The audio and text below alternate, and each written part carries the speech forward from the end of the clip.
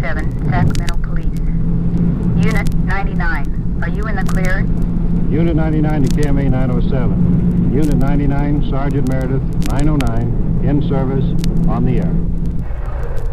This is Sergeant Dan Meredith of Unit 99 at Headquarters, Police Department, City of Sacramento, California. My detail is to ride in Unit 99, our tape recorder-equipped radio car, and to respond whenever the dispatcher transmits a signal to one of our other units on duty somewhere in the city. At the scene, we make the recordings which we provide for this program. Now, to tell you more about Unit 99, here is our chief, James B. Hicks, Sacramento Police. When Unit 99 takes off on the dispatcher's radio signal, everything which happens is real. What you hear, happened. This is the standing order to Sergeant Meredith, the officer in charge of Unit 99. Get it on the spot while it's going on. And as you listen, this is what Meredith does. Now to Unit 99 and Sergeant Dan Meredith on duty. Unit 2. 415 at 8 Henry. Check 2, came in on 7. Did you get that? Yes, let's see what it is.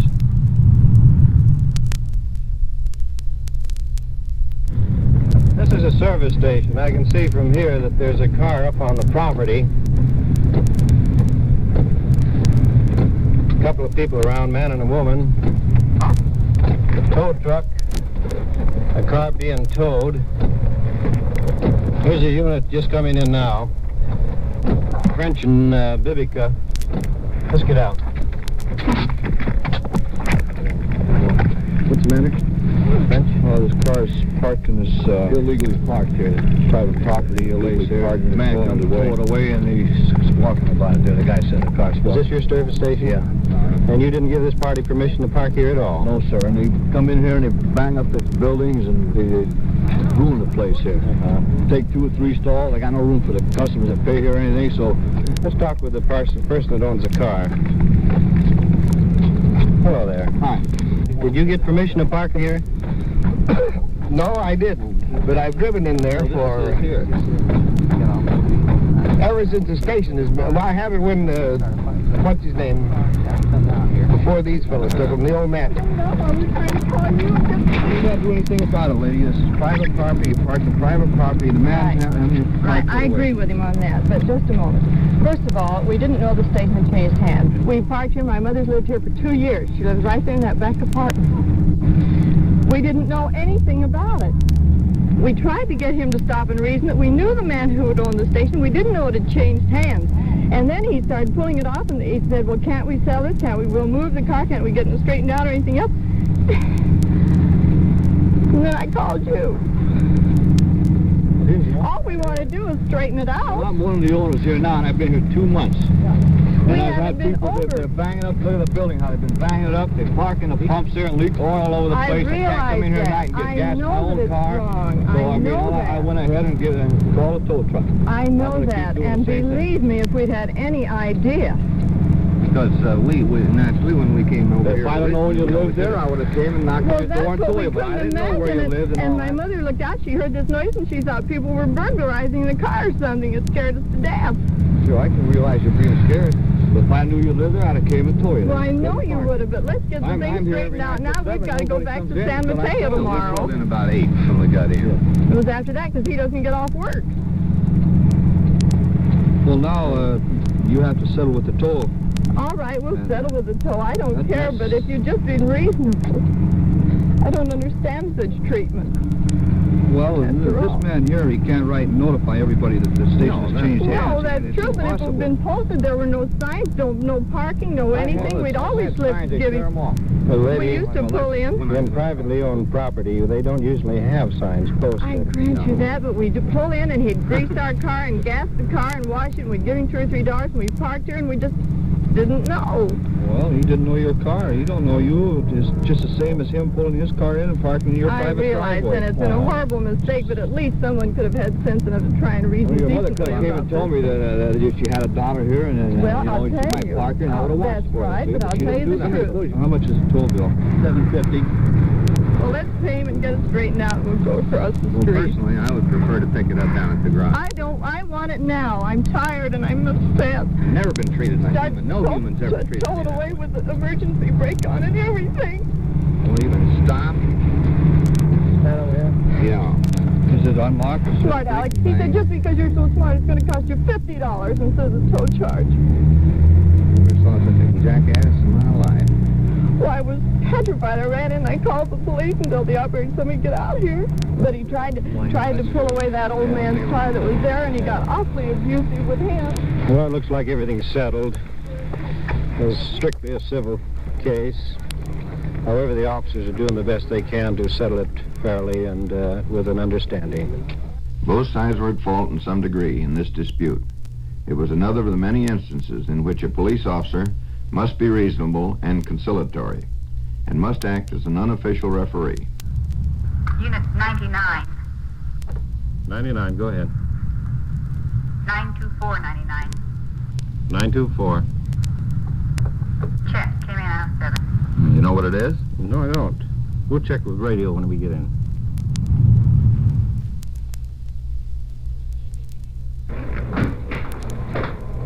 Oh, here's the radio control. Mary, did you call us in? Yes, 265.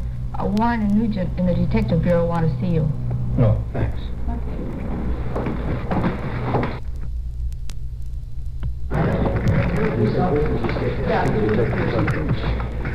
And what was the first words he said to you? Same thing. I mean, we were right together when he said it, you know. And what did he say? Give me your purse. Give me your Stick purse. up. First, give me, He said, give this me your is a purse. stick-up. Give me your purse. I see. And I didn't hear any more what he said to her because I was so brave I ran. Did you give him the purse, or did he take... She did. And how much was in your purse? Oh, very little. Just a Her few keys cents. are It was in- just my keys. I'm worried about my car keys are in there. And my door keys. After Do you- you have it? The little purse? Yes. Good. And after he took the purse, what happened?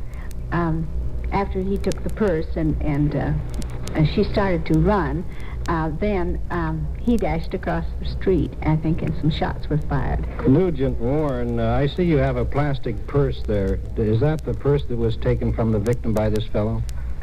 Yes, that was the purse that he had in his possession when we took him into custody. Prior to making the arrest, Frank, I understand there was some shooting.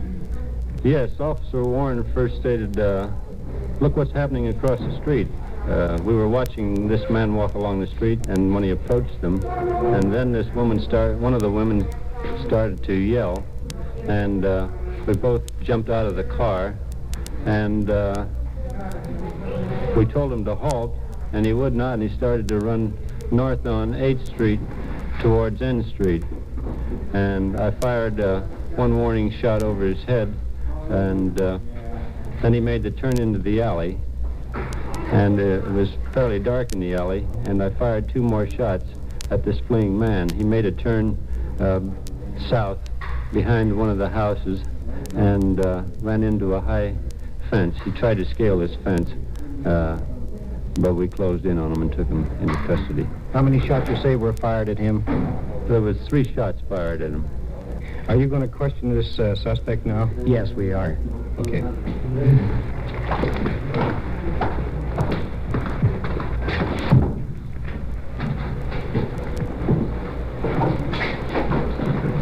All right, let's take the cuffs off, Frank, huh? Okay. Well, that's fine. Now, we want to talk to you about this little deal that happened tonight. Where were you before you came down to 8th and O Street? How long have you been in Sacramento? Why did you take this purse from these women? Well, we caught you with a purse in your hand and a knife in the alley, and you ran away from the scene when the women screamed. We told you to halt, and you still ran down towards the alley.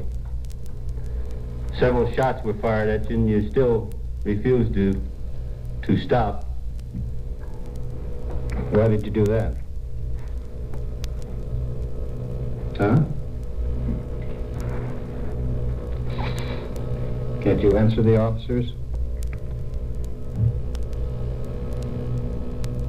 The purse and the monies were found on your person at the time these officers stopped you. Now, how did that purse get on your person?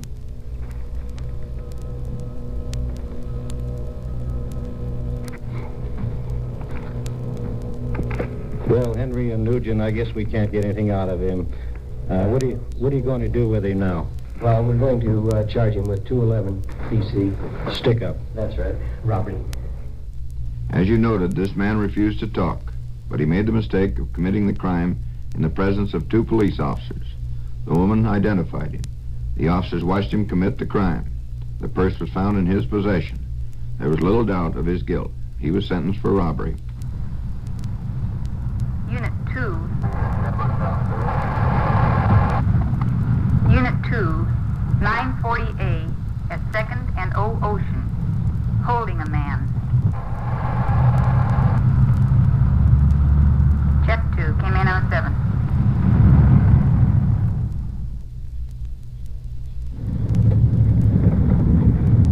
The officers in Unit 2 have somebody in the back of their car and also up by the building. Let's go check with them.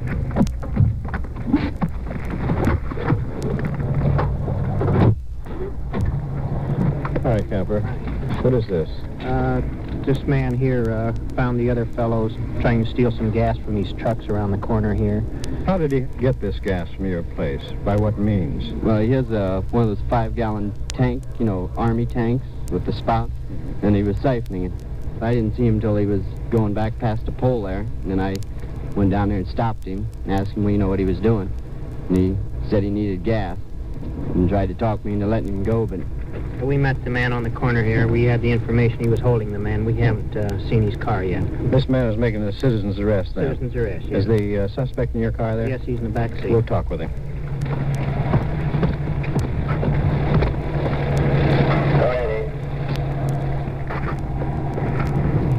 What seems to be the trouble here tonight? I'd like to get home, Sergeant. I was sticking my neck out for somebody else. You were sticking your neck out tonight for someone else? Well, whose car is it that you're getting this gas for? Well, this is my car. It didn't even go in my car. Well, who's this fellow you're sticking your neck out for? No. I'm the one that got caught. Well, was this other fellow around at the time, too? No. I'm the one that got caught. Well, you didn't answer my question. Well, I'm the one that got caught, Sarge. In other words, he was, but you're not going to tell us. Well, I'm a loser anyway, so what's the use? Well, when did you come out last? I've been out. Do I have to make a recording of this? You don't have to. Explain. I've heard it on the radio. How long a period of time have you served behind bars? All my life? Yes. Oh, maybe 15 years. 15 years, and how old are you now? 28. 28? Yeah. In other words, 15 of your 28 years been behind bars. Okay, King, what are you going to do on this case? Oh, we had the guard here at the Delta line sign the citizen's arrest. And you're transporting this man? We're going to transport him for petty theft. If this man was, as he claimed, sticking his neck out for someone else, he was steadfast in his refusal to identify his accomplice. He was given a county jail term on his plea of guilty to a charge of petty theft. Units 21 and 22. 15th and L. Lincoln. A possible 502. Came in on 7.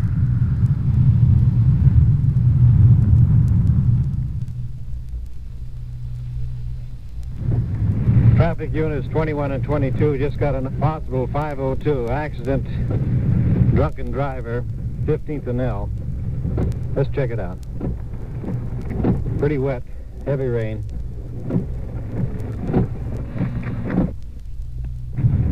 There's something on the left. Some 2 units. Officers Yates and Reynolds are on the case.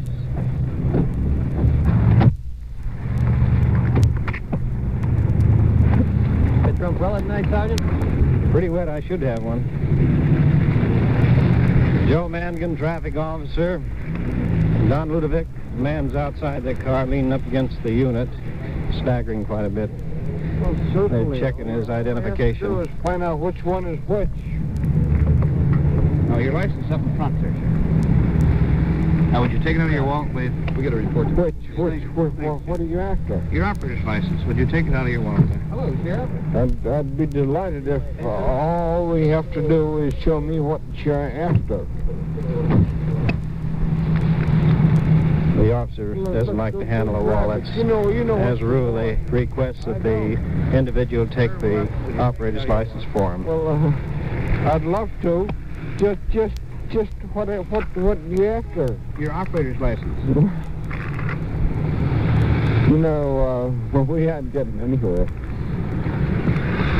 Look, hold it. It isn't that I don't want to do what you want me to. What are we trying to do? I'd like to get your operator's license, sir, to see who you are. See if you have a license. Would you turn your folder over there? Look, let's do it this way. Look, put your light on. I'll take my money out of my wallet. Leave your money where This man can go at it. He doesn't want to handle your wallet for that reason. Is this where you're living now? What? Is it at this address? Is this where Yes, sir. That's where you live. What happened? I beg your pardon? I say, what happened to you tonight? Get a little bit drunk. A little bit? Yes? How much, sir? Very. Well, how much have you been drinking tonight? A lot. Well, you think you should be driving when you've been drinking a lot? No, sir. Well, why do you drive on a night like this? It's raining and the streets are wet, visibility is poor. Yet you drive in a condition like that? I beg your pardon, sir? What are you going to do, Madigan? Driving? Well, Sergeant will take him down to the emergency hospital and have him checked for sobriety. This is no accident case, is it? No, it's just a citizen stopped him. He was going the wrong way on the one-way street and almost collided head-on with him. I see. We'll follow you in the emergency. Okay, sir.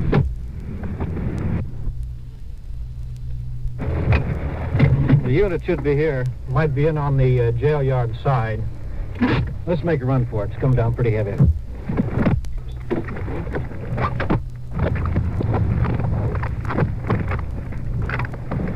We're in the emergency hospital.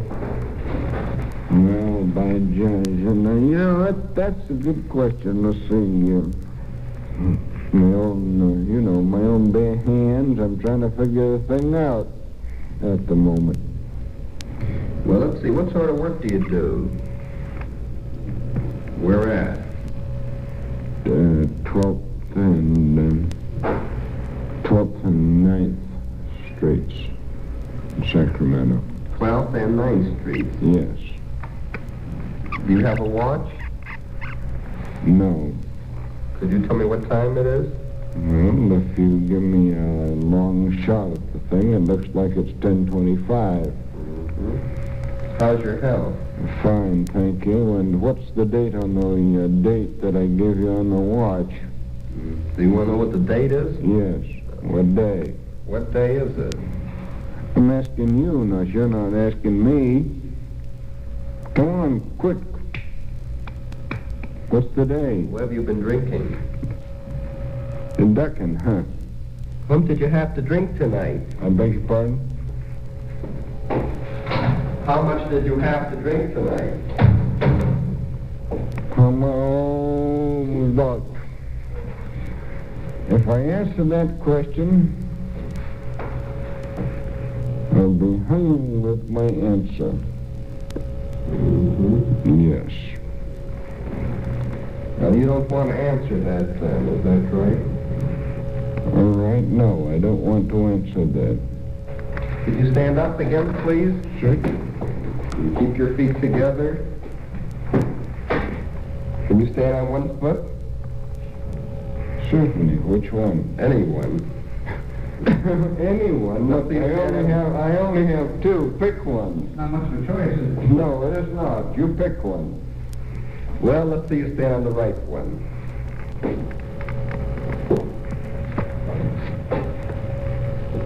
Okay, let's see you stand on the other one.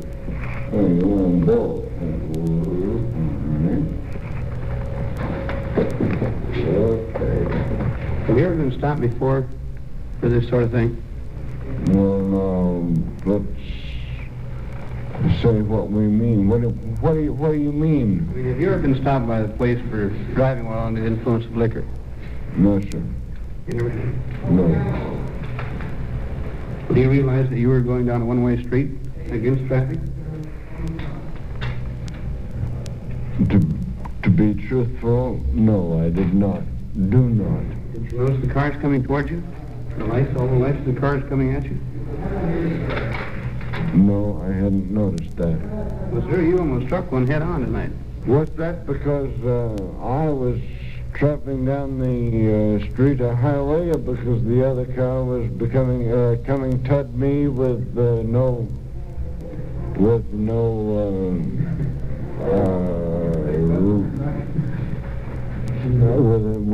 idea of the fact that I was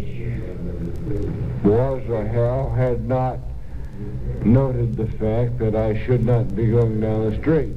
I was not trying. Where did you come from tonight, sir? Sacramento. I mean, whereabouts? Just prior to the time you were stopped. I beg your pardon? Where did you come from?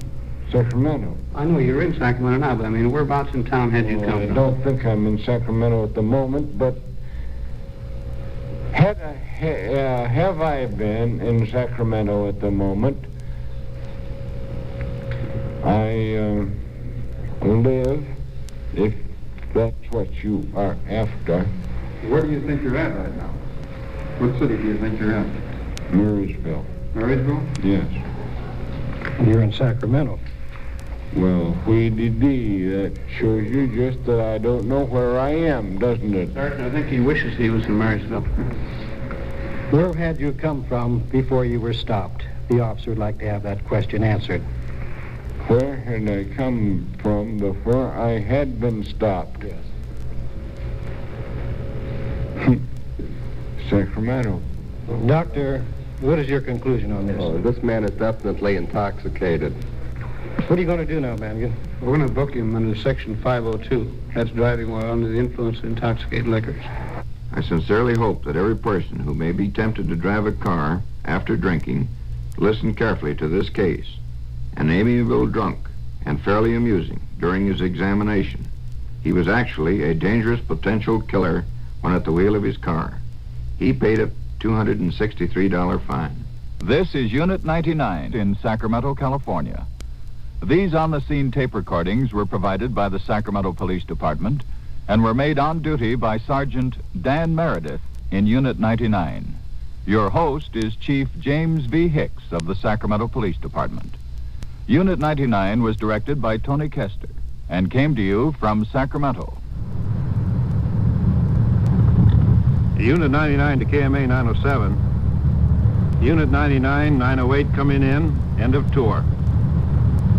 Check 99, KMA 907.